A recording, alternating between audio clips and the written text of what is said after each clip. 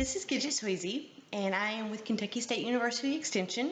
I'm actually the SNAP-Ed Nutrition Education Program Coordinator, and today I'm coming to you to talk to you a little bit about canning. So, as we've gone through the summer, we've spent a lot of time at home. Maybe you did a victory garden in support of the Department of Ag program this year. Maybe you're canning for the first time, or maybe you're just trying to find another way to supplement your grocery budget or to use those extra vegetables and fruits that are coming from your garden this year. So this is kind of like a very basic canning 101, some of the things you can know, some of the things that you might need. Today, specifically, we're going to talk about supplies, why we use one canner over the other, and then maybe later today, if all goes well, we're going to do a little recipe. So what I have to start with is your basic water bath canner. This is a great starter canner because a lot of people are scared of a pressure canning device, and so this is really one that you can use for easy foods. Like this is really your basic go-to. Reason why we use one canner over the other really has to do with the pH in food. So some foods can be water bath, and some foods have to be done under pressure in order to be properly stored and for food safety reasons. So with the water bath canner, you're going to heat it up. It's going to come to a boil. You know, you're going to put your jars in there, and you're going to leave them for a specified period of time to ensure the seal and the food content is safe. Typically with a water bath canner, things that you're going to use this for are going to be jams and jellies, pickles, condiments. So if you wanted to make your own, like maybe a tomato chutney that you wanted to use in place of ketchup, something like that, that would be done in this water bath canner. Things that are higher in pH, that's kind of what you're looking for. So again, blackberry jam, if you were going to do that, if you were going to do pickles. So this year I've done some bread and butter pickles, some sweet pickles. Behind me you can see on my counter I've got another set of cucumbers that I'm not sure what I'm going to do with yet. They actually kind of hid from me. We had 2 or 3 days of straight rain, and so I didn't get to the garden as I should have in the afternoon, and they got really big. So we may just have to cut those up and have them as a snack. When you're using the water bath canner, it comes with instructions, and I'm going to say this like 1,000 times. Please read up on anything that you want to can before you can it. So learn how to use the water bath canner, learn what the marks inside mean, learn what kind of accessories you're going to need, and we're going to go through that a little bit too. But do a couple of recipes. As far as when I say do a couple, look a couple of up online or on books. If your library is open, then go ahead and check out a couple of books and read through some canning books, and you'll start to see that there's some basics. You can change the flavor a little bit by adding maybe a pepper or maybe cayenne or maybe red pepper flakes if you like something hotter, or you can always take a basic recipe like a bread and butter pickle, and then one of the books I have has 6 variances off of the basic recipe, and you just add a few different ingredients based on if you wanted a little hotter, a little smoother, maybe more savory. Maybe you want red peppers to give it a little kick, something like that. So you can always add a few things, but be sure that you're prepared for the basic recipe so that you know what you have. You know what you need as far as ingredients go. You know how long it's going to take. So here's what I'm going to tell you that I have learned about canning is the canning process itself doesn't take that long. The preparation for the canning process can take a long time. So whenever you're doing your preparation, make sure that you've allowed enough time. Like I usually don't do it on a weeknight just because I might get tired before I get finished, and then it's not as much fun. Like when I get done, I really want to feel good about it. Like I stand back and I look at my little pretty jars and I watch the pop, the tops start to pop, and it just gives you a real feel of satisfaction. And so I really want you to feel that as well. A lot of things are going on in the kitchen right now, but I did want to take this opportunity because I am going to do I'm going to do stewed tomatoes later today, and I want you to be a part of that. So I did want to get these first couple of tidbits out of the way as far as safety and supplies and those kinds of things. If you have an electric stove, specifically a glass top stove, please look at your instructions to make sure you can even use that for canning. The temperature required is super, super hot, and it stays hot for a very long time, and sometimes that can crack the glass if you have an electric cook stove. So please be sure to look at your manufacturer's recommendations. It will say typically whether you should use that for canning or not. And if it says not, please, please don't do it. Those electric smooth tops, as you know, if you bought one, are kind of expensive, and it's almost as expensive to replace the glass on one as it is to replace the whole oven. And I know that because we had to do it once in another house that we had. So I just want to make sure that if you're not supposed to do it, you don't do it. Here's another thing I want you to be aware of is that these jars are going to be very, very hot. So we are going to show you like a little 6-piece canning set. Everything that I show you is something that came from Amazon, really not expensive, but a tool that you should have before you start for safety. The worst thing that can happen is if you get a really bad burn. One, it could scar you, it could cause you, a hospital visit. But the other side is then, you're never going to want to try this again. So really, really focus on safety and be careful as you're going through this process. Like typically when I can, no one else is allowed in the kitchen because you never know when you're going to turn a certain way, especially because I do have a gas stove, so we've got a lot of heat going on. You just want to make sure that you're being very, very careful with that. So with your water bath canner, you're going to get this. Again, my husband got this one for me as a gift because I'd asked for it, so don't think he's a terrible person. He really knows what a geek I am, and I was really happy about it. But inside of this came the jar lifter. And so the jar lifter works just by putting it on the outside, and it sits right on the edge of the pan. Now this is important because I use it to put my jars in and take my jars out so that you're not getting too deep into the water. With the water bath canner, there's a couple of different ways to do it. So again, check your recipe. Typically, they ask that the jars be covered so that you do get that full boil all the way around the jars and that you'll get a good seal on your lid. Some recipes say, only 2 inches of water. So if that's what your recipe says, follow those directions. But for the most part, you're going to start out, fill your water bath canner up, probably, I'm going to say 5-6 inches. That way it's going to cover your jar whenever you put those in. But one of the things that I do too is your jars will need to be heated so that you're not going to get two things happen with the jars being heated. One is you want to sanitize them. So I usually run mine through the dishwasher first, or I wash them and then I do a sanitizing rinse and let them dry.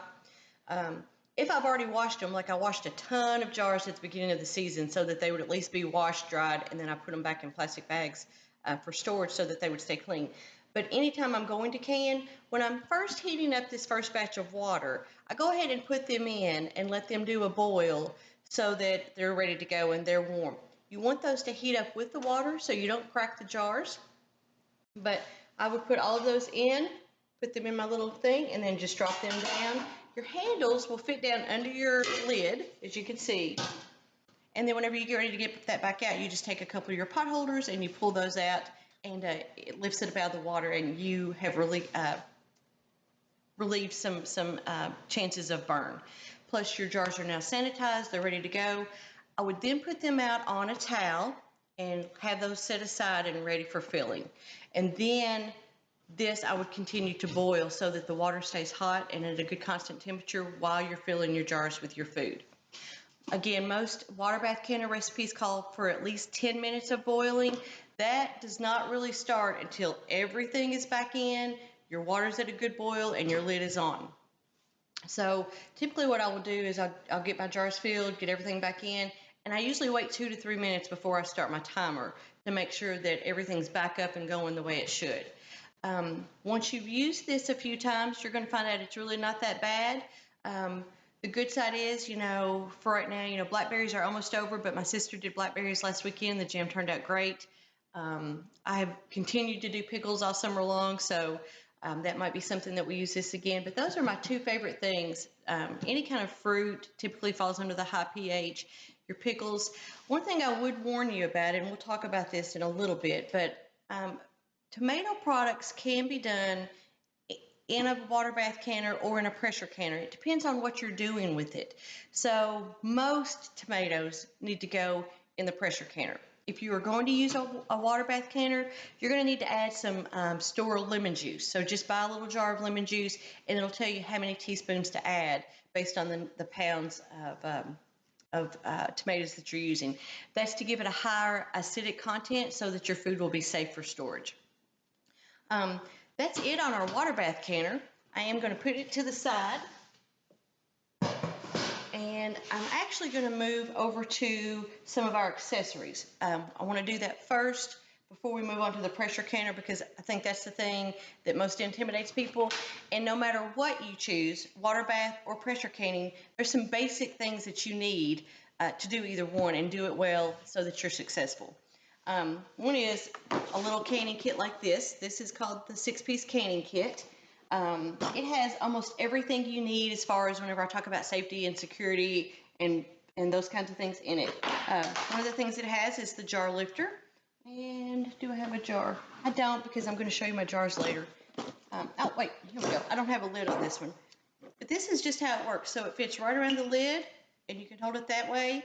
It's snug, secure, and that way you don't drop the jar, and you're also not touching it because it's usually going to be very hot. Then you have, this is called a bubble popper and a measure. So on the end of each one of these little, there you go, can you see that? There you go. These little stairs is a measurement, and that talks to you about headspace. So whenever you look at your recipe, it's going to tell you how much space you need to leave in your jar. So I'm trying to find it here. So this is all the way at 1 inch.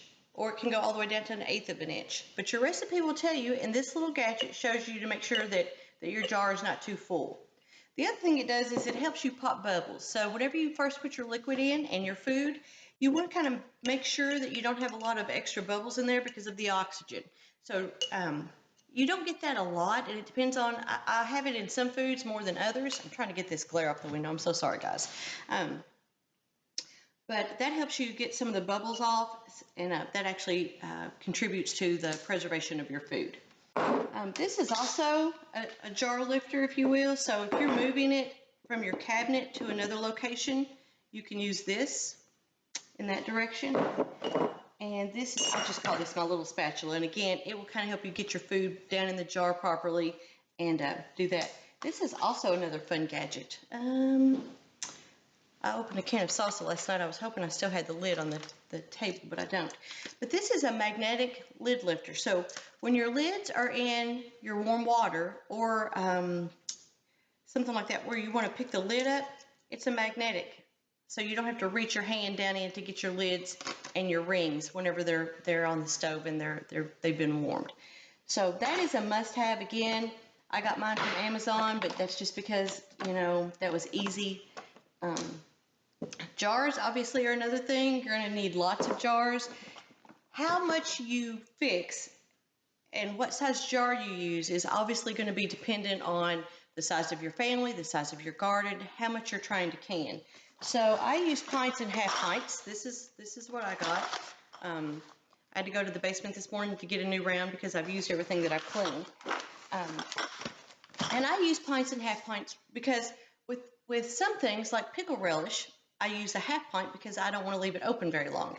I also use half pints with most of my pickles for the same reason. I use half pints for salsa because there's just 2 of us, and so I don't want that salsa to stay in the fridge for weeks and weeks. I really want to use it pretty soon after I've opened it.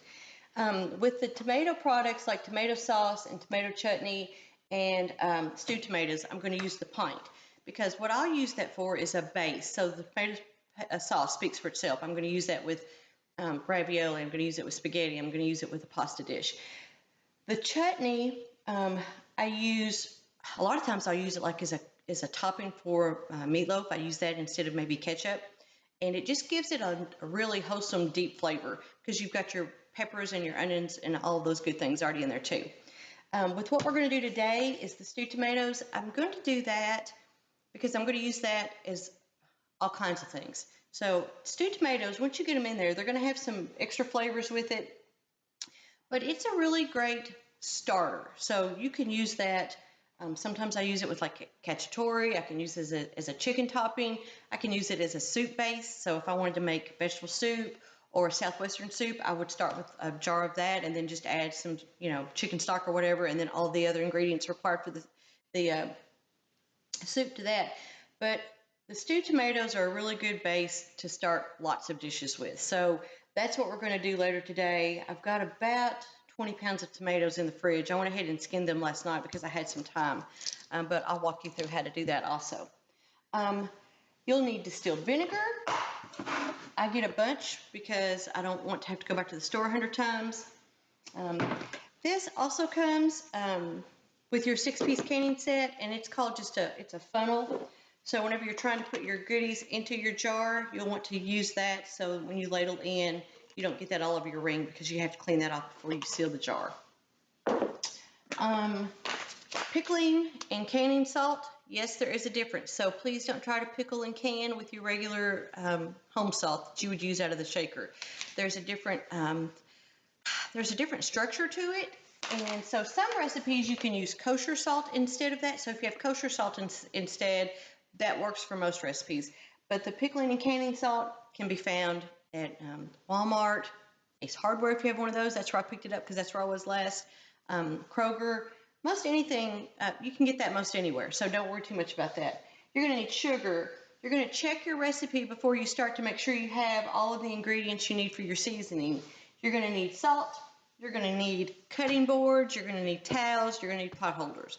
So I try to gather all of this stuff up so it's right at my fingertips, if you will, so I don't have to go all over the kitchen and, back and forth 2 or 3 places before I start those things. That is all for the basics. So I will tell you, for Pickle Basics, this is what I use right here. This is almost everything. And this is, we've got celery seed, thyme, mustard seed, and cloves. So if you've got these somewhere sitting around, you are almost ready with your pickling salt to do your pickles. And sugar. If you're going to do like my sweet pickles, it took quite a bit of sugar. Later today on our other recipe, we have a different set of ingredients and spices. But for the most part, it's stuff that you're going to be able to find at your local grocery store. Okay, so I'm going to move on pretty quick because I know now I'm getting a little caught on time. But this is my pressure cooker. I love it, love it, love it. If you can see down inside, it actually has a spacer, and you'll want to make sure you use that. The spacer keeps your jars from sitting on the bottom in the hot water so that you've got a little bit of room there because we don't want the glass to be directly on the bottom. Whenever you first get your pressure cooker, you're going to have to assemble the things that go on the top.